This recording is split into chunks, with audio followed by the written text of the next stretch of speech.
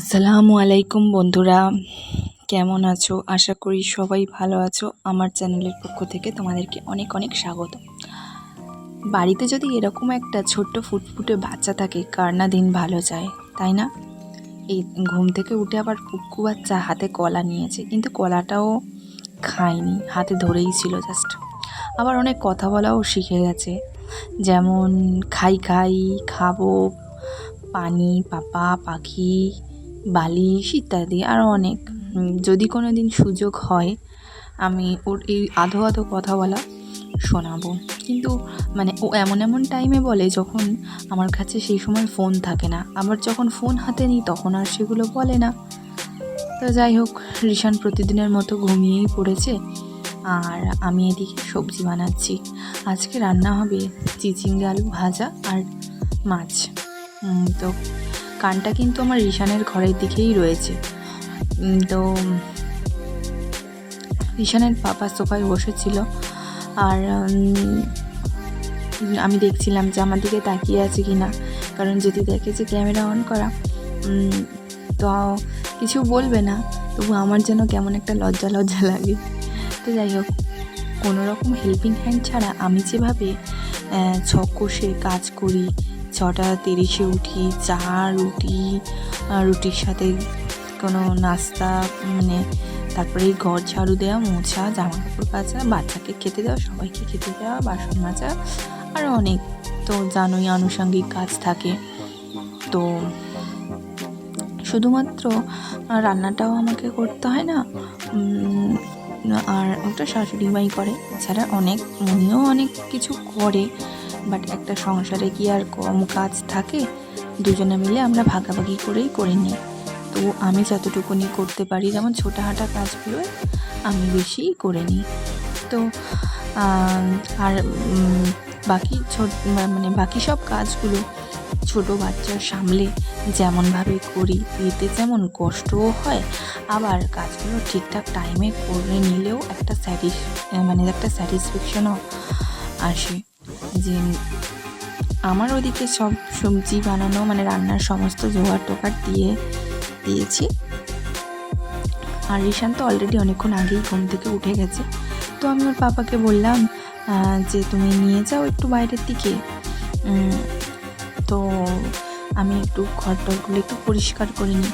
ও হ্যাঁ, চিচিঙ্গে যেটা বানাচ্ছিলাম ওটা না আমার শ্বশুরমশাইয়ের ক্ষেতের। আমাদের সবজি তেমন কিনে খেতে হয় না, ওই টুকটাক সব রকমই চাষ হয়। তো যাই হোক, রিশানের পাপাকে বলেছি, রিশানের পাপাকে বলেছিলাম যে ওকে নিয়ে যাও, এত বড় মহল বানিয়ে রেখে দিয়েছ, তার সেইগুলো ঠিকঠাক তো পরিপাটি না করে গুছিয়ে রাখলে ভালো লাগে। তো আমি এদিকে সমস্ত ওপর নিচে একা হাতে মুছে নিয়েছি, সবটা দেখানো তো আর সম্ভব হয় না। আর যাই হোক, এতটা মুছতে পরিষ্কার করতে কষ্ট হয়, কিন্তু আমি না করলে আবার কে করবে বলো? নিজের সংসারের কাজ নিজেকেই তো সামলাতে হবে না? আর কাজটাকে ভালোবেসে করলে সেটা তো কাজ বলে মনেই হয় না।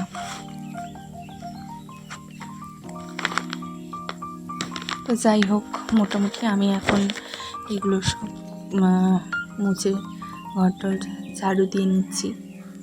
ও হ্যাঁ, আর একটা কথা, তোমরা আমার চ্যানেলে যারা যারা কমেন্ট করছো, আমার ভালো লাগছে বেশ। তোমাদের এত পজিটিভ কমেন্ট দেখে আমার তো ভীষণই ভালো লাগছে। তোমরা আমার পাশে থেকো, আমার ভিডিওগুলো দেখো, আমি চেষ্টা করবো আরও ভালো করে ভিডিও বানানোর জন্য। যাই হোক, ছাদে কিছু জামা কাপড় ছিল, আকাশ অন্ধকার করেই আসছিল বর্ষাকালে যেমনটা হয়, তাই জামা কাপড়গুলো কিছুটা নামিয়ে আনলাম, আর যেখানে যেখানে ফাঁকা জায়গা ছিল মোটামুটি সব জায়গাতেই আমি জামা কাপড় টুকটাক করে মেলে দিয়েছি। কারণ দীঘা থেকে ফিরেছি আর অনেক জামা কাপড় জমে গেছিলো, সেইগুলো ধোয়া, পরিষ্কার করা, আবার নিচে উপরে সমস্ত জায়গার আর কি জামা কাপড়গুলো পরিষ্কার করা। তো যাই হোক, দুপুরে এবারে আবার আমরা খাওয়া দাওয়া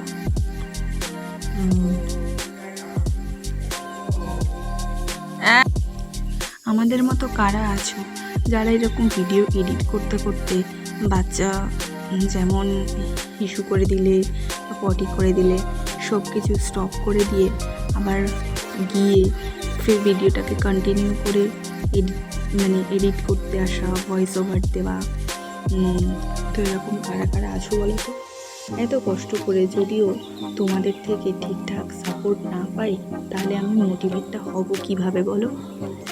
যাই হোক, আবারও বলছি, তোমরা পাশে থেকো। তো ওদিকে মোটামুটি দুপুরবেলা সমস্ত খাওয়া দাওয়া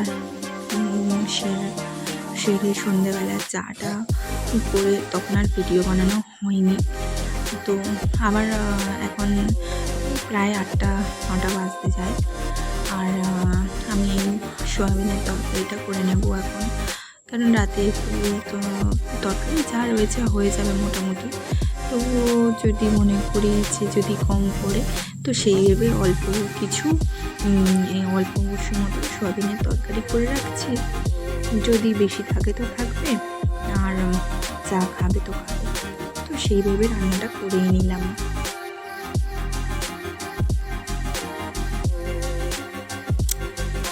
আর রিশান ওদিকে খেলা করছিল ও ছোটো পাপার সাথে। তো যাই হোক, তোমাদের যদি ভিডিওটা কোথাও একটু হলেও ভালো লাগে, তোমরা অবশ্যই আমাকে লাইক করো, কমেন্ট করো, শেয়ার করো, সাবস্ক্রাইব করে দিও। তোমাদের একটা লাইক, একটা কমেন্ট, একটা সাবস্ক্রাইব আমাকে অনেক অনেক মোটিভেট করে, আমাকে ভিডিও বানানোর জন্য আরও আমার ভিডিও বানানোর জন্য আরও আগ্রহ বেড়ে যায়। তো রিশান এখন বললাম খেলা করছে, আর ও না ভীষণ এখন দুষ্টুমিও শিখেছে, আর হাতের নখগুলো বেশ বড় বড় হয়েছে। ও না ঘুমালে আমি ওর নখগুলো ঠিকঠাক আমি কেটে দিতে কাটতে পারছি না। আজকে ওর ছোটো পাপাকে তো বাচ্চারা তো আর ইচ্ছা করে কিচ্ছু করে না, তো খামচে নিয়েছিল, আঁচড়ে মতন গেছে, দেখলাম যে অনেকটাই দাগ হয়ে গেছে নখের। তো দেখি ও কখন ঘুমায় সেই বুঝে ওর নখটা কেটে দেব। আর এখন আমি ভাবলাম যে একেবারে সব কিছু কমপ্লিট করে নিয়ে তারপরে রিশানকে আমি খাওয়াতে বসবো। তো এরপরে আর খাওয়ানো হয়ে গেলে মোটামুটি ও তো ঘুমানোর জন্যে জ্বালাতন করবে বেশ কিছুক্ষণ জেগে থেকে। ওর না ঘুমানোর কোনো যে টাইম নেই।